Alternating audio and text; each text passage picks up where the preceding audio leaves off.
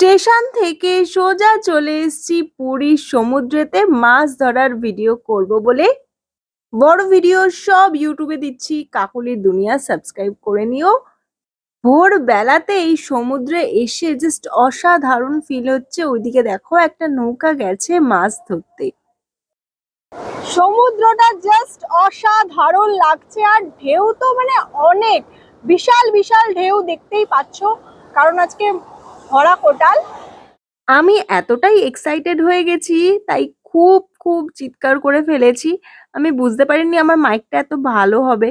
তো যাই হোক, এখন চলে এসছে নৌকা, আর দেখো নৌকার মধ্যে রয়েছে কত ধরনের মাছ।